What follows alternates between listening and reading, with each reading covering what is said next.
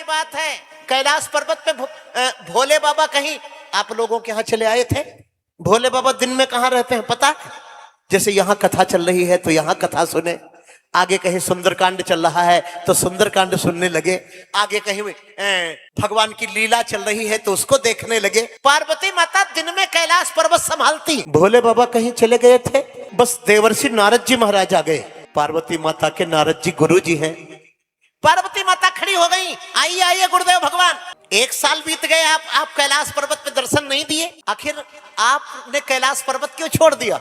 नारद जी बोले माता क्या बताऊं, कहीं प्रेम नहीं है, बाप बेटे का प्रेम स्वार्थ भरा है, बेटे का बाप का प्रेम स्वार्थ भरा है, पति पत्नी का प्रेम केवल स्वार्थ है, स्वार्थ। अभी नए मॉडल का एक नेकलेस आया है, आप दिलाओगे क्या?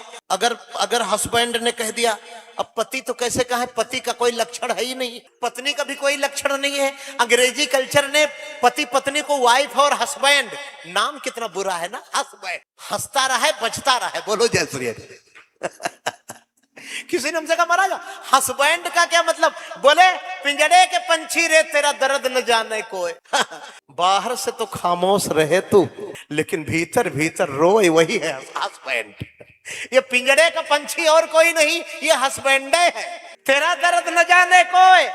लेकिन जब तक इस देश में पति पत्नी थे तब तक स्वर्ग में जाने वालों की संख्या बड़ी कम हो गई थी। लोग कहते थे हमारा घर ही स्वर्ग है, लेकिन लॉर्ड मैकाले की संस्कृति ने भारतीय हर घर को नर्क बना दिया। 7 दिन शादी को हुए तलाक हो गया, 40 लाख रुपए मांग रही है वाइफ। यार इससे तगड़ा बिजनेस तो अंबानी का नहीं है, ये तो शादी तो बिजनेस हो गया। आजकल इंटरनेट पे चल रहा है शादी.com, ये शादी.com वाले किस रसातल को लेके जाएंगे?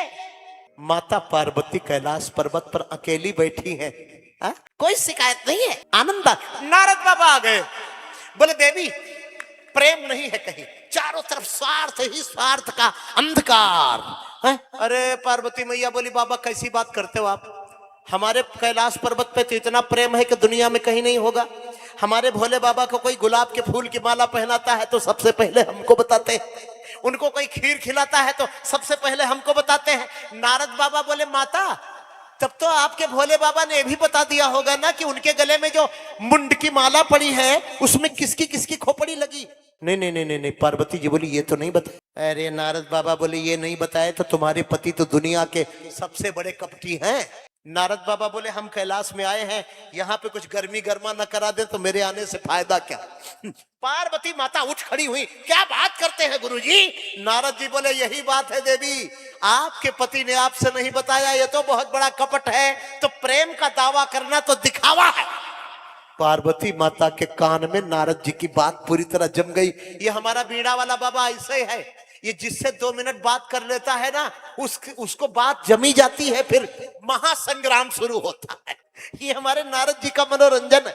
इतने में नारद जी बोले नारायण नारायण नारायण। अपने से क्या मतलब माता, कोई सच्चा प्रेम करे चाहे कपट वाला प्रेम करे, अरे श्रीमन नारायण। अच्छा माता चलते हैं, श्रीमन नारायण नारायण नारायण श्रीमन नारायण नारायण नारायण श्रीमन नारायण नारायण नारायण नारायण नारायण श्रीमन नारायण नारायण नारायण सत्य नारायण नारायण, हाँ सत्य नारायण नारायण नारायण सत्य नारायण नारायण नारायण सत्य नारायण नारायण।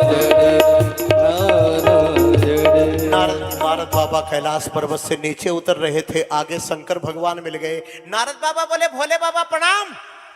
अरे शंकर जी तो जान गए हैं? अपनी तीसरी आंख से उन्होंने देख लिया कि कुछ कमाल के बिना तो ये आ ही नहीं सकता। नारद बाबा बोले भोलेनाथ कुशल मंगल है? बोले कुशल मंगल है।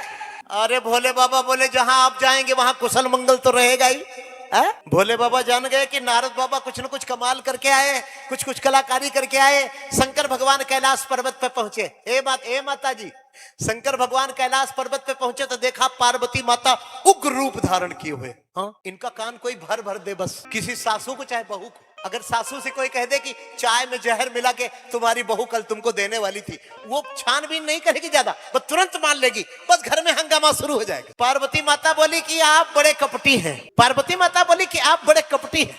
आपके गले में जो मुंड की माला पड़ी है महादेव, ये इसमें किसके किसके सर लगे हैं, ये क्यों नहीं बताया? शंकर भगवान बोले देवी जब तक कोई कुछ पूछे ना तब तक बताना नहीं चाहिए।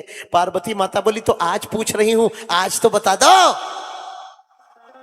शंकर भगवान बोले देवी मैं तुमसे इतना प्रेम करता हूं कि जब जब तुम मर जाती हो ना तो तुम्हारा सर काट करके अपनी माला में लगा लेता हूं। शंकर जी ने सोचा था ऐसा बोल देंगे तो पार्वती जी बहुत प्रसन्न हो जाएंगी।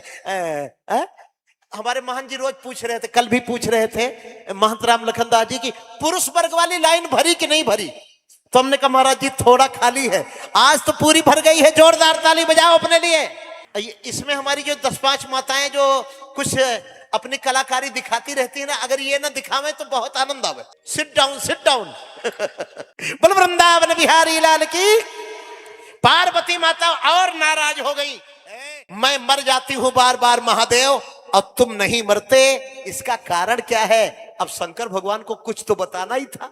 बोले देवी मैं अमर कथा जानता हूं इसलिए मैं अमर रहता हूं। पार्वती माता घुटना टेक के चरणों पे गिर पड़ी, क्योंकि कथा अकड़ से नहीं मिलती कि मैं तहसीलदार साहब हूं, मैं डीएम साहब हूं, मेरे लिए वीआईपी व्यवस्था।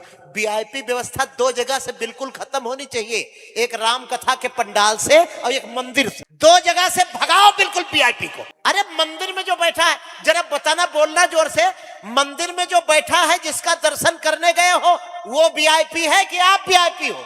हनुमान जी वीआईपी है कि आप वीआईपी हो? तो फिर कौन वीआईपी दर्शन?